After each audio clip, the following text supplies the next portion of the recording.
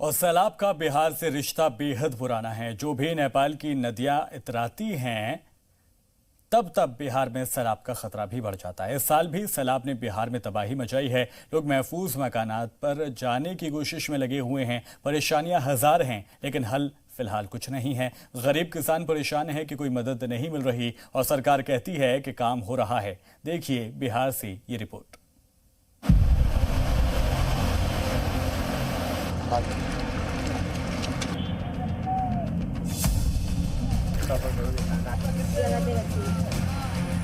गोपालगंज में सैलाब ने घर बार छीना तो बाहर आना पड़ा, लेकिन पानी यहाँ भी मनमानी करने से नहीं चूका तो चूल्हा चौका ऊपर ले जाना पड़ा, क्योंकि पेट की आग तो बारिश के पानी से नहीं बुझती।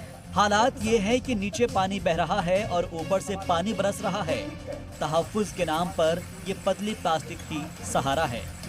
इंतजामिया की जानिब से ना तो कश्ती भेजकर महफूज मकामात पर पहुंचाया जा रहा है, ना ही खाना पानी दिया जा रहा है। गरीब किसान अपने भरोसे जो रूखी सूखी बना पा रहे हैं, खा रहे हैं। ऐसे में सैकड़ों लोगों की जान इस सैलाब में फंसी हुई है। बाढ़ में बानी से हमनी के बहुत कुछो का साधन नहीं है, ना खाए का, ना पिए के, ना हमनी के रहे का साधन बाटे। हमनी के कटाव के जरी बानी से हमनी के जब जमीन देती लो तो कहीं हमनी चल के बस देती ना तो हमनी के में 10,000 सबके पारी। बिहार के मोतिहारी जिले में भी हालात गोपालगंज जैसे ही हैं।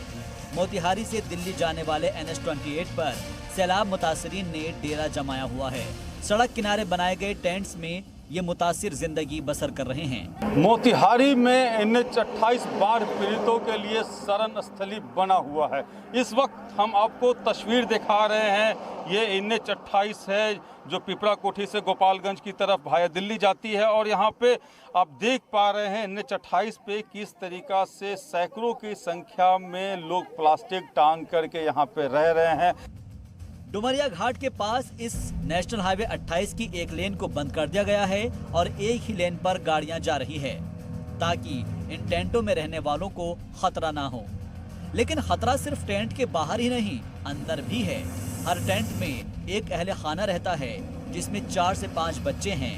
ऐसे में इंतजामिया की जानिब से थोड़ा थोड़ा चिवड़ा दिया जा रहा है, जिससे इनके बच्चों का भी पेट नहीं भर पा रहा।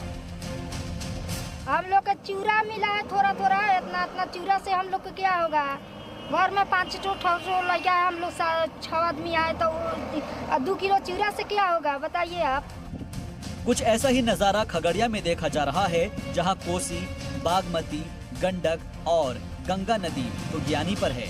इलाके में बांध के अंदर सैलाब जैसे हालात हो चुके हैं और सबसे ज्यादा परेशानी तो जानवरों को लेकर हो रही है। हरा चारा तो पानी में डूब चुका है, कई जानवर तो अभी भी पानी में ही बंधे हुए हैं, लेकिन सैकड़ों लोग अपने गाय बैलों को लेकर नंगे कर रहे हैं। जिस तरह से पशुपालकों को परेशानी हो रही है नदी के जलस्तर में वृद्धि होने के बाद, तो कहीं ना कहीं ये लोग ऊंचे स्थान पर शरण लेने के लिए जा रहे हैं और अपनी पशुधन जो कि इन लोगों के रोजी रोटी का जो है एकमात्र साधन है, उसे बचाने के लिए ये लोग हर संभव कोशिश कर रहे हैं। हालांकि सरकार से इन लोगों को कुछ नहीं मिल रही है, जिसका इन लोगों को रंज भी है। सरकार हर साल मवेशी पालने वालों के लिए सूखा और हरा चारा देने की बात करती है, लेकिन किसान जानते हैं कि जानवरों का पेट बातों से नहीं भरता, उन्हें तो चारा चाहिए।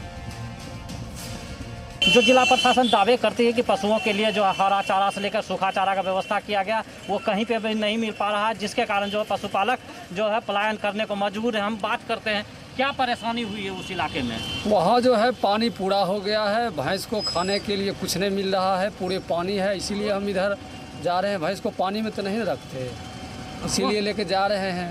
कौन नदी का पानी बढ़ रहा है?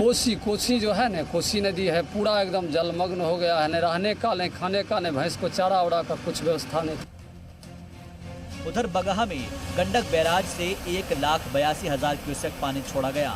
वाल्मीकि नगर में गंडक बैराज पर पानी का सतह बढ़ गया है, निगरानी की जा रही है। और साथ ही बिहार के जो इलाके नेपाल के तराई वाले हिस्से में पड़ते हैं, वहां सैलाब का खतरा बरकरार रहता है। अभी कुछ दिन तक बिहार में सैलाब के हालात ऐसे ही बने रह सकते हैं, लिहाजा कई जिलों को अलर्ट पर रखा गया है। ब्यूरो रिपोर्ट, जी मीडिया।